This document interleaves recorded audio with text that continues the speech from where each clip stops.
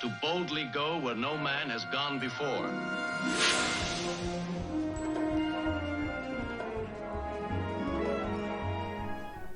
Hey everybody, welcome back to Star Trek Continues. Last time on Star Trek Continues we had Still Treads the Shadow.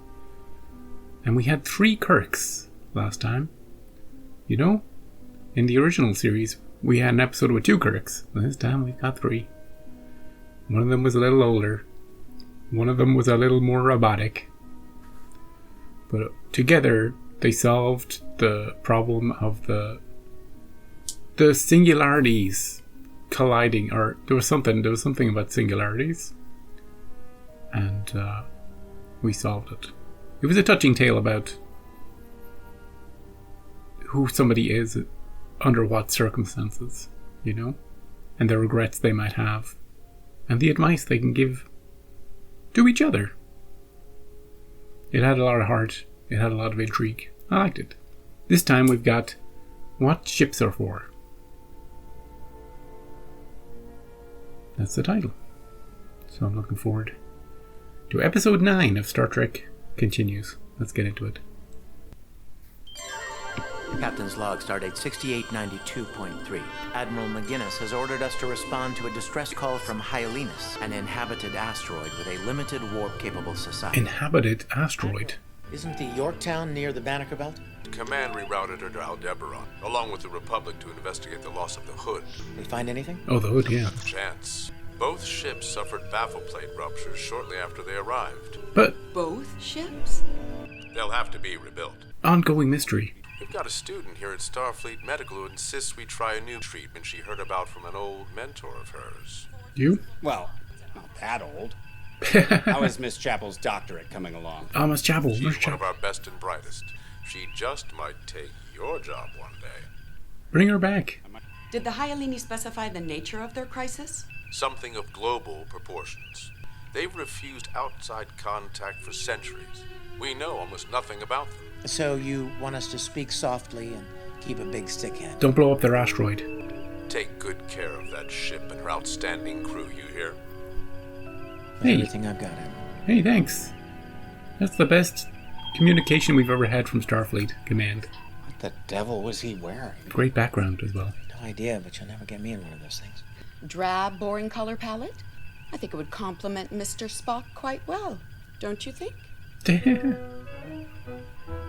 Shouldn't we leave this till the end of the episode? The little nudge. What is it, Bones? She's in my spot. No. It's all right, Counselor. There's always plenty of room on the bridge for one more to keep Spock in line. Hey, to be fair, McCoy's standing in his spot in the animated show. He's always standing right there next to Kirk. Whether he's on the bridge or not.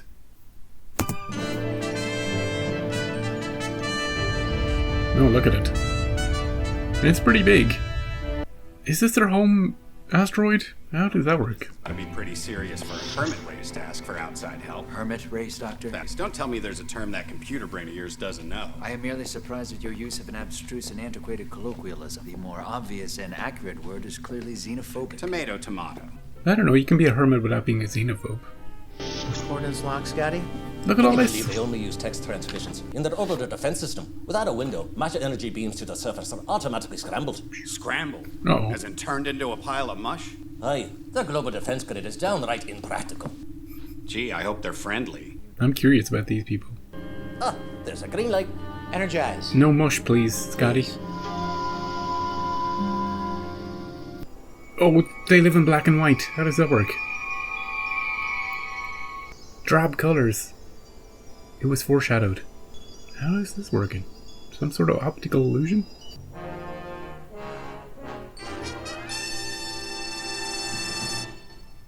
Well, maybe they haven't invented color TV yet. I'm thinking now about, imagine if you could buy, like, lenses or glasses that turn everything grayscale. That's gotta be possible. It's obviously possible. That would be kind of neat.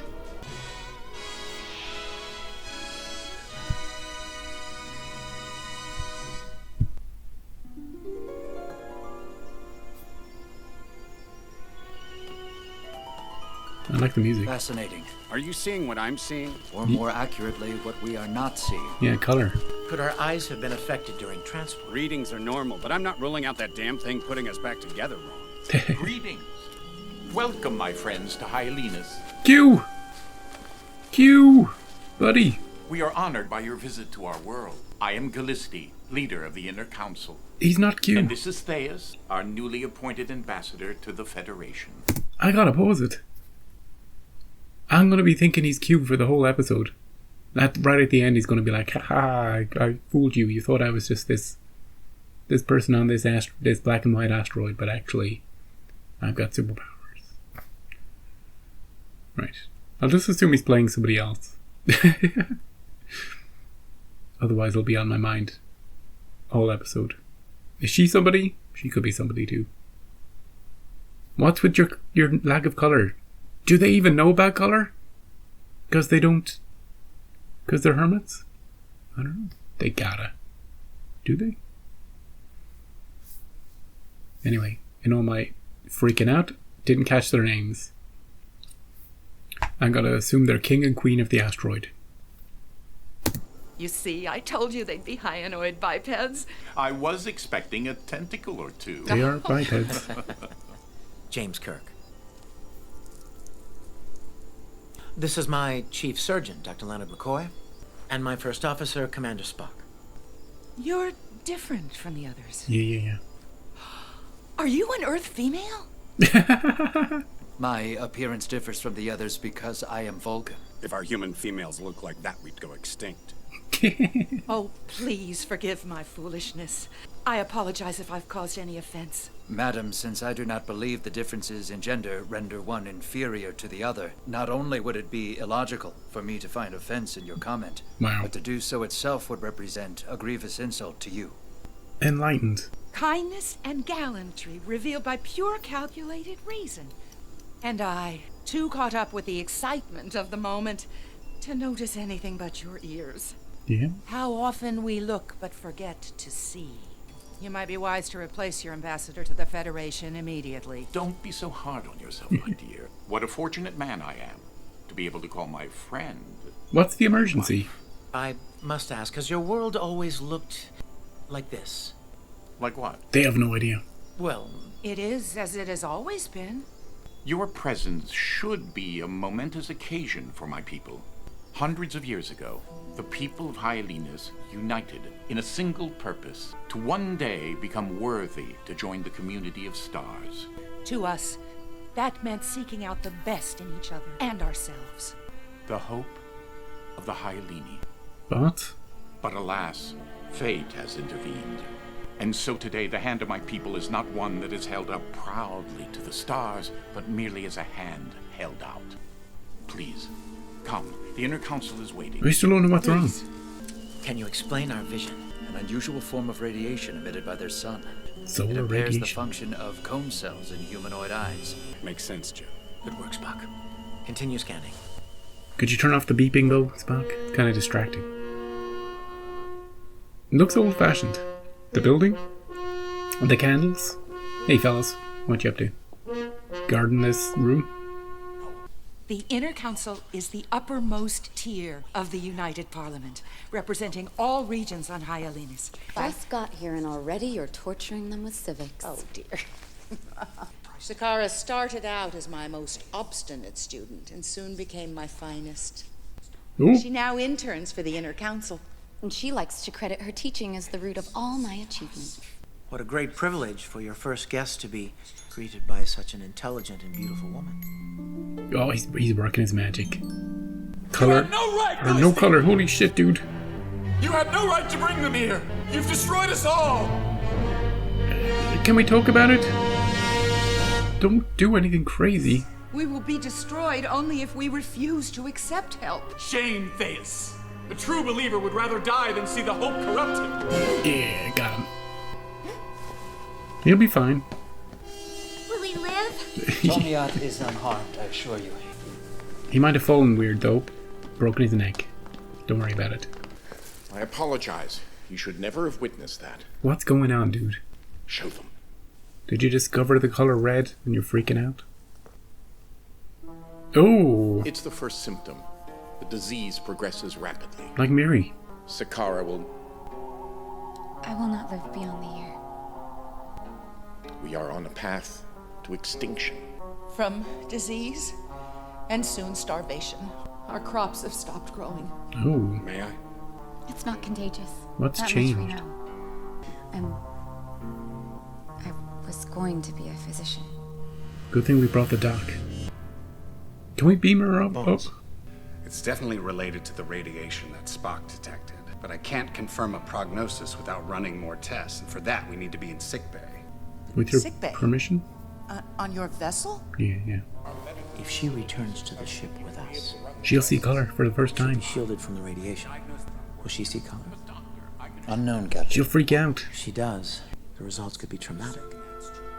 Besides, if your medical facilities were sufficient, you'd already know what was killing your people. He's made a good argument. Take good care of her. She's precious to us. You have my word. Is she their daughter? I know she was the best student, but it seems like mother and daughter, doesn't it? And father and daughter? They love you very much. We are like family. Like family. Okay. Sakara, when you arrive on board our ship, your eyes may work differently. It may frighten you, but I promise you'll be safe. Oh, she's gonna freak out. Well, here we go. Oh! She has purple hair! And she's kind of green. Oh, no. Are you alright, Sakara? No, she's fine. Everything's just fine for her. Do you see anything strange? No, Maybe it's permanent. everything looks... Oh, it's not permanent. What? She's gonna collapse. What is that? I'm chief engineer Scott Luss. Captain! It's alright. It's called color. Is it alive? Look at me. Look at me. Keep your eyes on me. I know it's strange and frightening, but you're completely safe. It's fine. I promised, didn't I?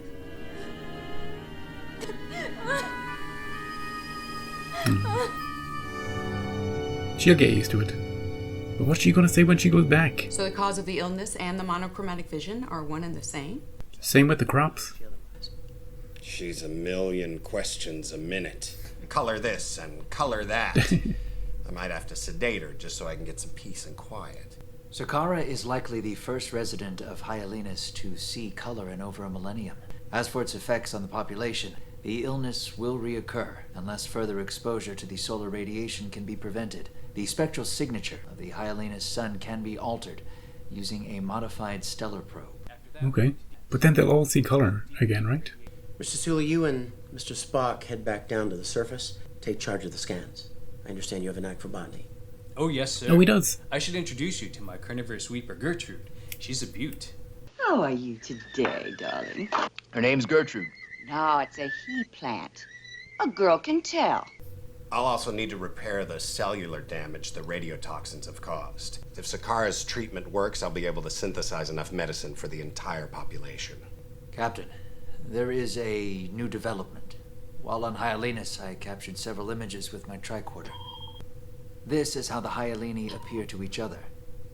Yeah. Unlike eyes, however, the tricorder does not rely on cone cells. Hey, they're different color. The native inhabitants of this world all share the same genotype for pigmentation. However... Is anybody else her color? Are you saying Sakara is not from Hyalinas? she is an alien. Furthermore, a global bioscan indicates 27.2% of the population are as well. What? Maybe it's a rare genetic anomaly, Yeah. Spock? This is but one of numerous disparities. They share a common ancestor with the Hyalini, but these individuals are unquestionably a race not currently native to Hyalinas. Where do they come from? Any nearby planets? Lieutenant, search the belt for any indication of another inhabited asteroid. Yeah. We'll have to run a full sweep. Thank you. Get on it. Captain, a word. Counselor? I have found Dr. McKenna's insight to be beneficial. Do you believe it would be wise to confront her about her origins? Not yet. We don't know who she is or what she knows. Does she even know about it? And she might not even know herself. Yeah. Well, a civilization like the Hyalini, bent on self-imposed moral isolation, would never allow aliens to live on their world. Right. Right. This is an interesting little twist. The lack of color in their society, the fact that they can only see black and white, has kind of hidden the fact, this is great, I never even thought of this is great, that some of them are not the same, they're not the same, some of them are not the same, you know? And I was thinking, oh, geez, when they all get their color sight back, they're all going to freak out. But now they're going to freak out for a completely different reason. You know? Because they'll be like, whoa, whoa, whoa, whoa.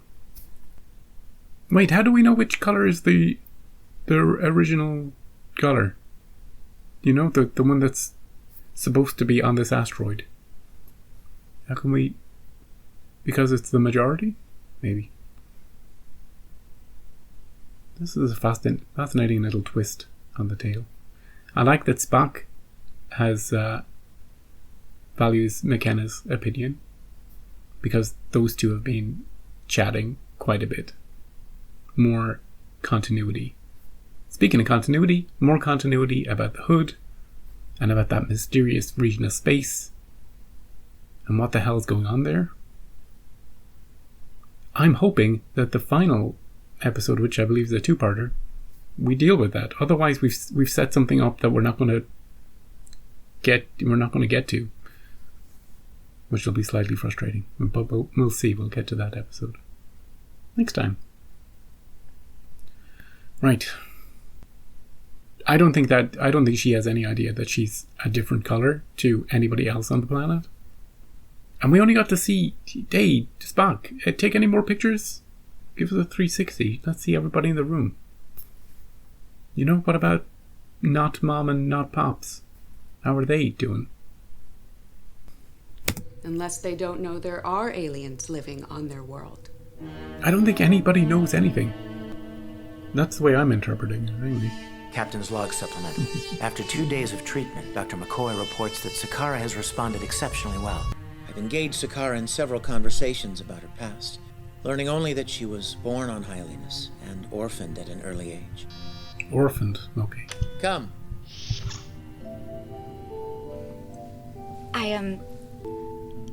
I wanted you to know where to find me in case you desired to talk again. Oh, she's so nice, isn't she? Better than being trapped in sickbay. Better for him, I'm certain.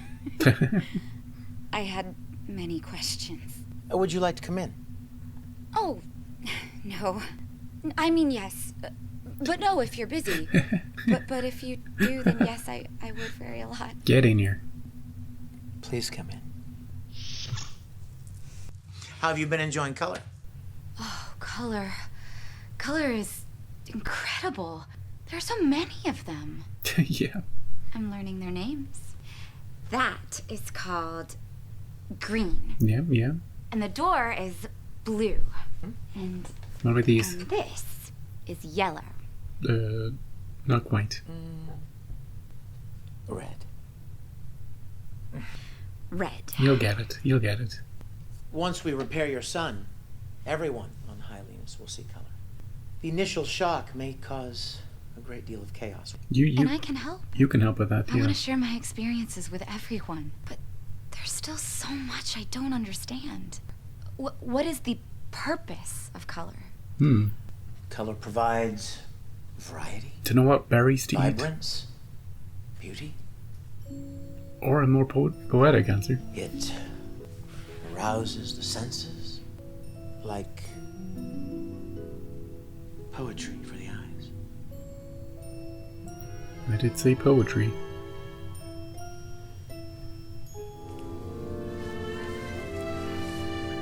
Well, they were looking at each other from the moment go. Black, white, color, didn't matter. Purple. The color of your hair.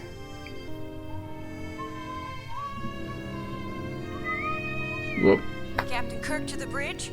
Captain Kirk to the bridge. He's in the middle of something. You're welcome to stay.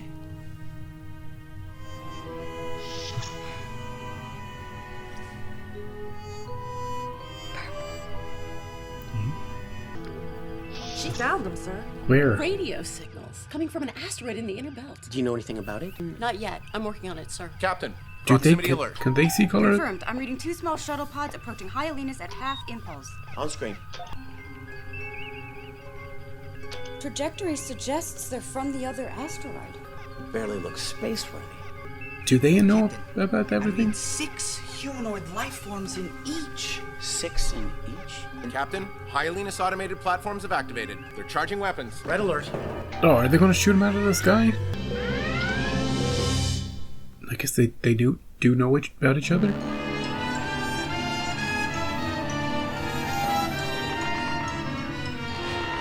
Hail the Hyalina. One of the weapons platforms is targeting the shuttle pods, Captain. They're going to blow him up. No response from the council, sir. Charge phaser banks. Lock onto that platform. Oh. Platform firing. Shoot it! Shoot it! Shoot it! Shoot it! Too late. Oh. Phaser's locked. Fire. Get it! Well, we're gonna have to explain this. The shuttle pods are turning around. Cancel red alert. Uhura, get me Hyalinas. They're hailing us, Captain. No. They demand an explanation for the destruction of their platform. They demand an... I'll meet with them in an hour. In the meantime, get me information on that other asteroid. Smith, you've got the con. Hey, Smith, you're in command. That's an whole female bridge crew almost. Why did your people try to destroy 2 unarmed shuttles, carrying 12 passengers? Yeah, she'll know. She'll know. She doesn't know she's one of them, though. They are Abetians. For decades, they've been trying to sneak onto Hyalinas to escape the consequences of their own savagery. They lie and conceal their identities so that they can benefit from the peace and prosperity that we've worked to achieve. Is it a crime to want to live peacefully? That's funny. Sakara? Are they criminals? Or are they refugees? They are invaders. What if they dropped a baby there? Who attack in tiny, unarmed ships. We are not heartless. They have given us reason to fear them. I find that hard to believe. How can you stand in judgment of me for something that you know nothing about? He knows a bit more. My parents were murdered by Abetians. I'm sorry. I want to understand. Their world is in turmoil. Territories perpetually at war. Technological innovation fueled solely by the desire to build better, more lethal weapons. They have squandered their natural resources and polluted their world in the process. And your parents? My parents were part of a diplomatic envoy sent to help. Their ship returned to Hyalinas on autopilot, and all 18 people on board dead. Were killed. Those people who killed your parents are barbarians.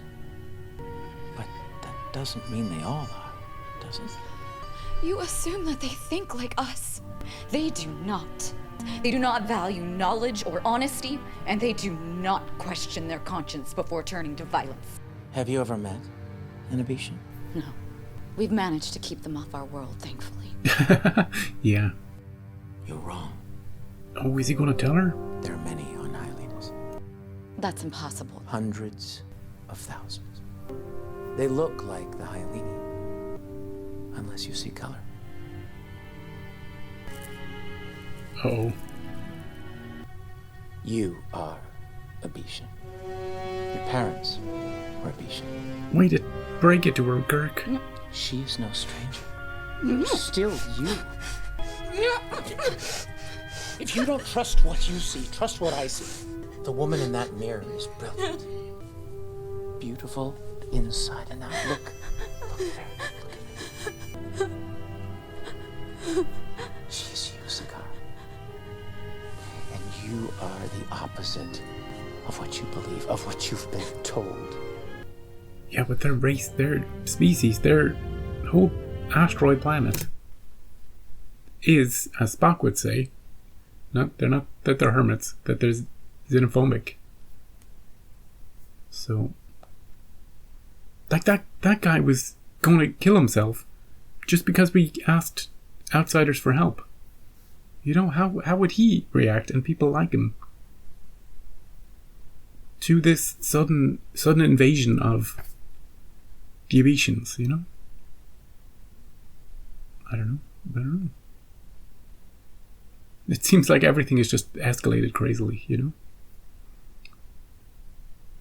I feel like there might have been a better way to gradually tell her about who she is, Kirk. But I'm not sure what that was. But look, at least he told her. You know, he was honest with her. And if she can come to terms with it, maybe she's the key to maybe helping the rest of them come to terms with it. You know? Whew. There's a hint of let that be your last battlefield here, but I think there's there's something else. I don't know what I'm... There's a better analogy or a better episode maybe that I can relate to this, but I just can't think of it.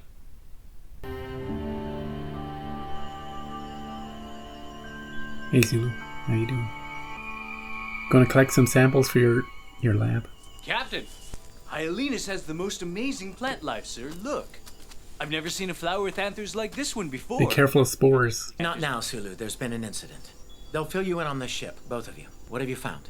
The Hyalini food chain has been affected at almost every level, but there is no permanent mutation.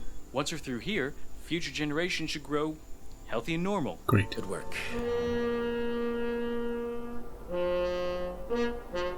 This looks like a real place. If we modify your star, you'll see your world in a whole new way.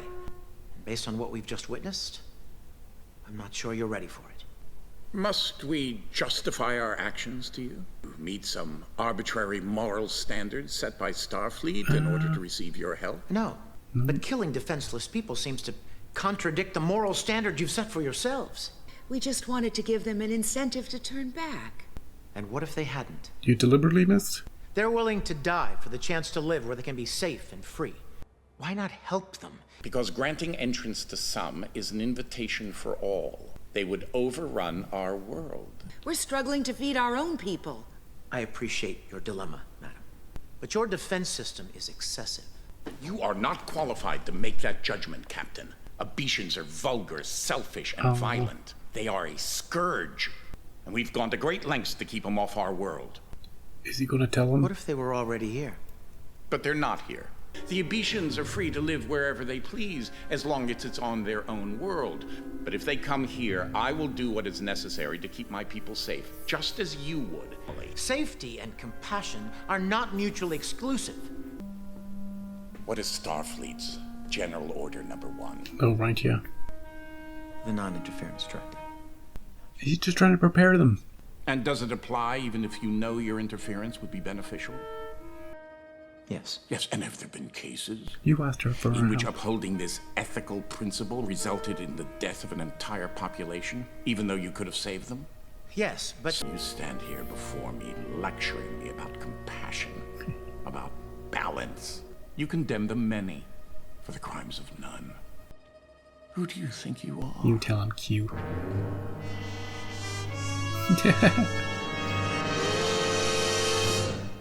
He felt very Q-like in that little speech, didn't he? Captain, are you angry because you think the Hyalini are wrong? Or because they might be right about the threat the Abetians pose? The threat they pose? Doctor, when we launch that probe, the Hyalini will see in full, revealing color. What'll happen to the Abetians once they can be identified? Do you really believe they're capable of harming Abetians who've lived among them for years? All they have to do is round them up and send them back. They're friends and family. Wash their hands of what happens next. That's why I'm angry. I think you're afraid. Afraid for Sakaara. You care for her.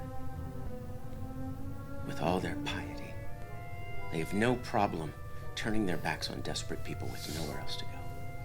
Yeah. They take help, but they refuse to give it. Begs the question on whether they deserve our aid at all. Don't think that way, Kirk. So is it justice for us to deny them aid? To turn our backs on desperate people with nowhere else to go? Nowhere else to go. Nope. Thank you, Doctor. You just gave him an idea. What's he gonna do? Shut down all their ability to send them back? Good. Yeah, you're great. Shut down all their ship launching abilities? I don't know. What are you doing, Scotty? What kind of gizmo is that? Have engineering. This is where Mr. Scott lives. I've almost spent all my time here. He lives here, yeah. There's also the transporter room. Is this the device that will fix our star?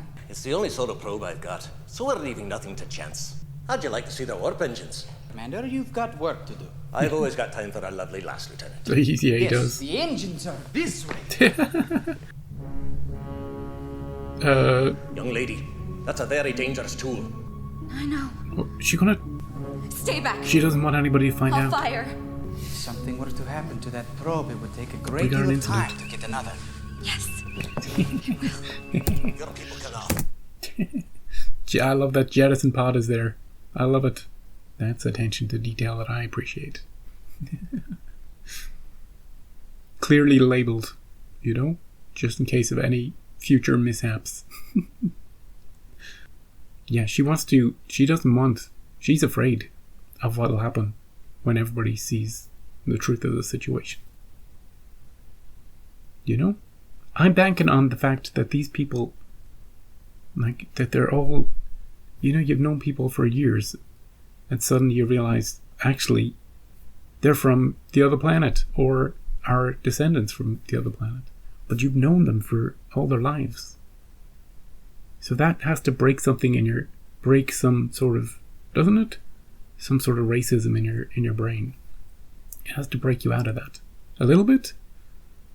Or not, or chaos. You know, rounding people up into camps. Jettisoning them off asteroid. I just died on. I got faith, Kirk. I got faith. More to wait. Why destroy something that will save your world? Because of what will happen next. People will turn on each other, afraid of what they don't understand. They won't see friends and neighbors. Oh, They'll see the brutes and thieves they've heard about. I was just talking about that. We need more time. Oh, careful where you point that. Help us find another way to fix our sun. One that won't change how we see.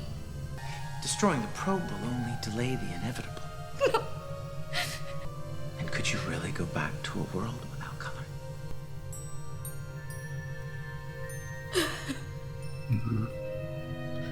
Their eyes will change, but their hearts may not.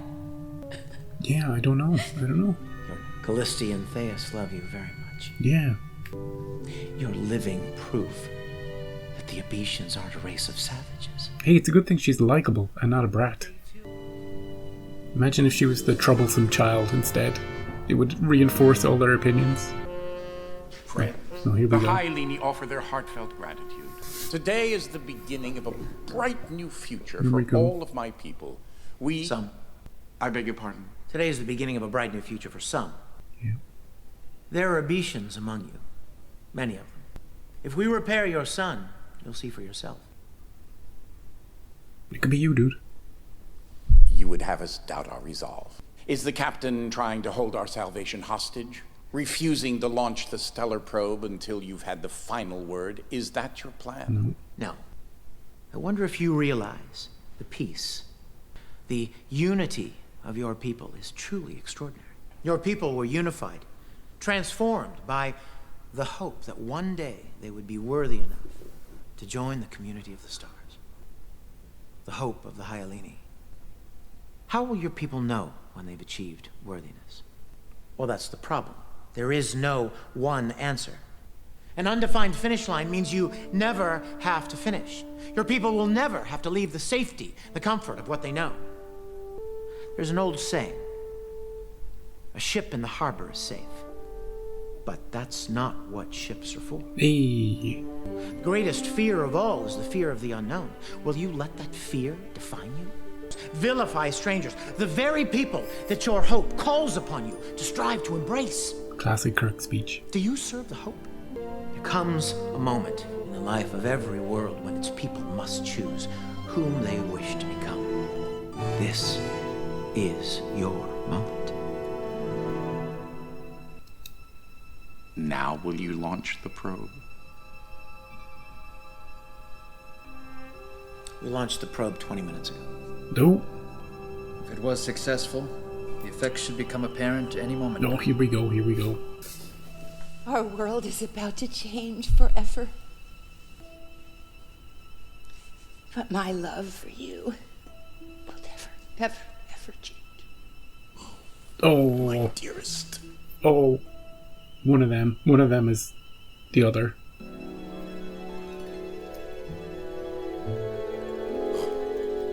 Oh, it's her.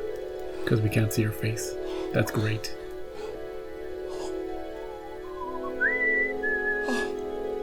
It's magnificent.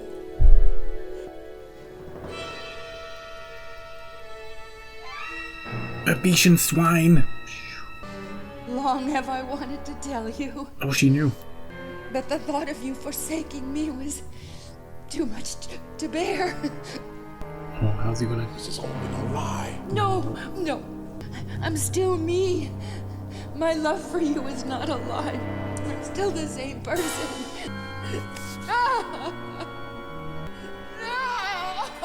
Oh, Jesus. This changes nothing! Even with new vision, do you still not see? Captain, commence the decontamination sweep of Hyalinus. I'm afraid we won't have the time. The Enterprise has been called away to urgent business on Darren 5. Yeah, we gotta go. You would let us all die? As it turns out, our scans indicate that the Abetians have the decontamination technology that you require. Whoop. And why would they help us? Because you have something they need. We fixed your son. Where are they going? And they have the ability to sweep the residual effects of the radiation from both worlds. But their people need medicine just like yours do. I took the liberty of synthesizing double the amount. There's enough here. These two guards in the back went out to get these supplies. They were in on it. Those two guys in the background were in on the whole thing. They were like, when we give you the cue, go get the boxes. That's hilarious. Has it ever occurred to you that their civilization could be suffering the same fate as yours? They experienced the radiation's ill effects generations before Hyalinus. Food shortage. It is no wonder their world has fallen into chaos and war. That explains it. Don't make us beg help from them. Look.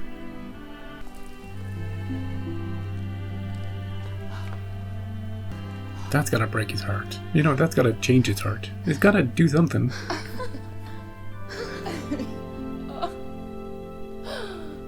There is no them anymore, my dear. Yeah, it's just us. Only us. Yeah. He's not so stuck in his ways, come on.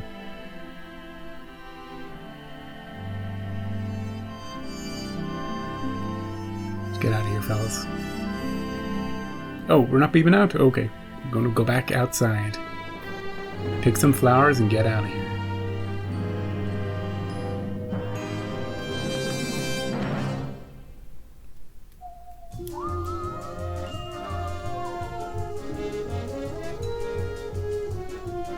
Anne Lockhart. I'm gonna have to look up her.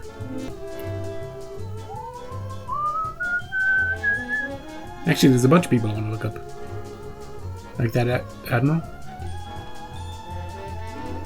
Anne Lockhart has been in just so many things you can't even imagine. But something that stands out is that she was in 12 episodes of the original Battlestar Galactica. That stands out. Elizabeth Maxwell played Sakura. Is a massive voice actress. She's done a lot of voice acting. And you could tell there's a tone to her voice that's very clear and crisp.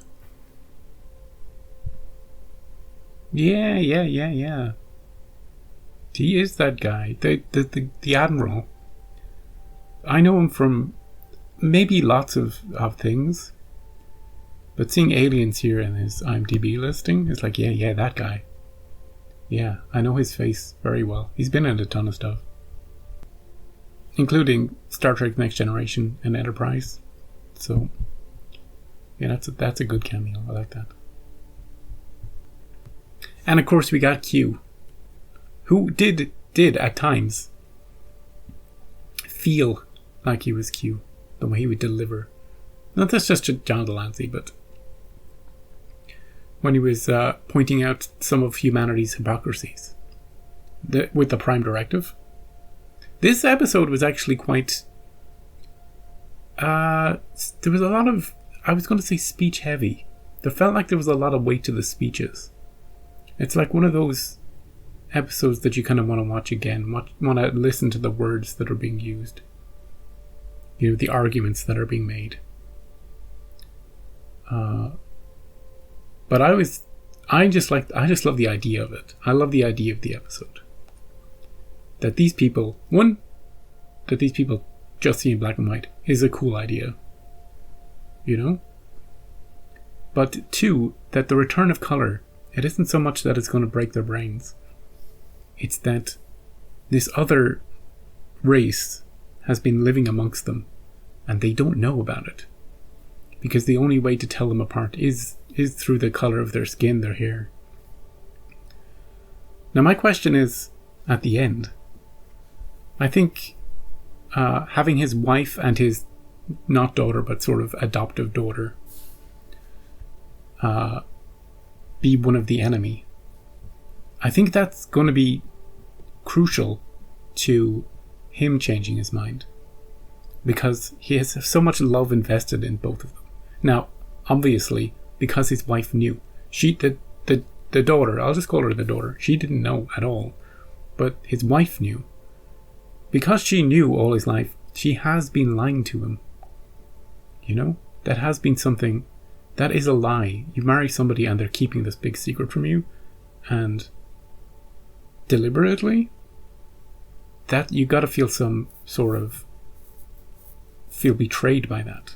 So his initial instinct to push her away is not just because she's one of them, but because she's been hiding it. I think there's a mixture of emotion there. But also because he loves her so much. And the daughter. I think that will be key in him. Eventually, maybe not today, but soon, warming to the idea and taking her back and building this kind of lasting peace. Now we, as the Federation, we've sort of stepped in. We've been very heavy-handed with this. We've set up this situation where we need to... where we've made it sure that these two peoples are mutually... they need to help each other. You know, they're going to be codependent. And maybe they can grow together. But we've sort of forced that situation. We didn't need to. We sort of...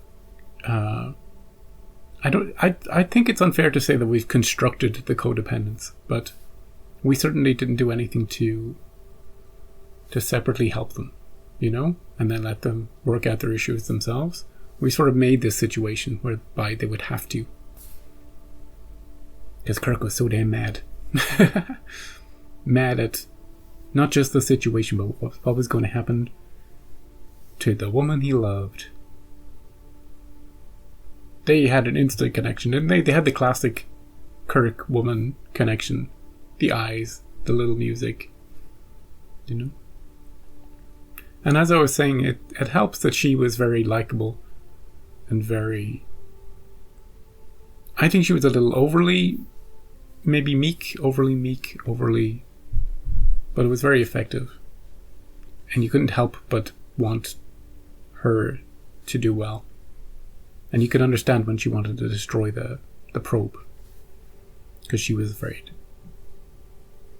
And as for Chekhov and Scotty fighting over her in engineering, that was just a little bit of fun. You know? To get them to drop their guards while she picked up that tool.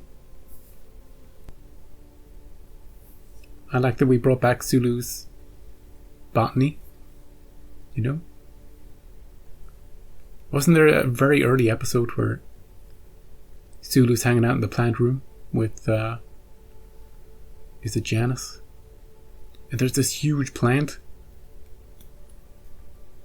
That was cool. And then on the Shoreleaf planet, I think he's also looking at the flora and the fauna before he finds that gun. I also like they didn't need to explain the origins of the two planets. Like in the what was the previous episode with Colin Baker? Those two planets were sort of at war with each other, but we didn't really go deep into why.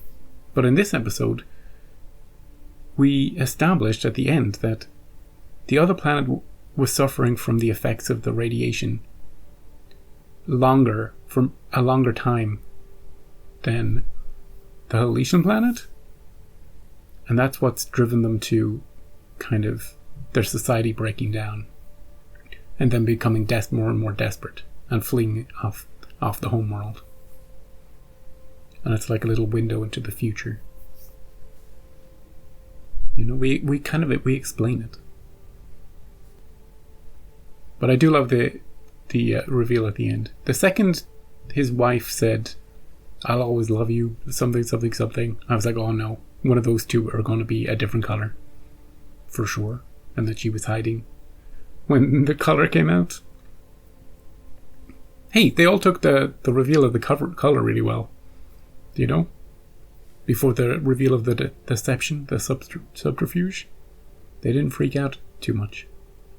And yeah, those two guard guys, they were just waiting for their cue to go get the boxes of medicine. They were in on it. Well, they were doing nothing all episode, you know? First time we see them, they're just standing there, so gotta give them something to do. So yeah, another thoughtful episode. I'm gonna have to go back and listen to those speeches, you know, to get a true sense for what was being said and how much I agree with this side or that side. Kirk and co definitely had all the information, and we were doing our best to prepare them, trying to lay a groundwork to stop people being rounded up and shipped off the asteroid. You know, we were trying our best. And there was a little bit of pride coming from the other side, because they had no idea that they'd been infiltrated. Infiltrated is not the right word, but you know what I mean. Yeah. But yeah, I like the idea of this episode. It's the first time I've seen something that uses color as a real plot device in a smart way. Now, as for what happened to the hood and the ships that went to look for it, or to find out what happened with it, yeah, we sent two ships to investigate what happened, but they had plate ruptures, and shortly after they arrived, and had to go back and get repaired. So they've set something up with that whole region of space, and it's been a mystery for a few episodes now. So I'll be a little disappointed if we don't go back there in this 2-part finale. But then again, who knows? Like, if you know your show is getting axed and you only have one more episode to tell, you know, maybe you say, oh well, look, we set something up there, but we're not going to get a chance to tell it. Let's just tell our original final episode idea. I don't know. I'll be curious to see what the next episode's about. It's called To Boldly Go. So, come back for part 1 next time. And have a great day.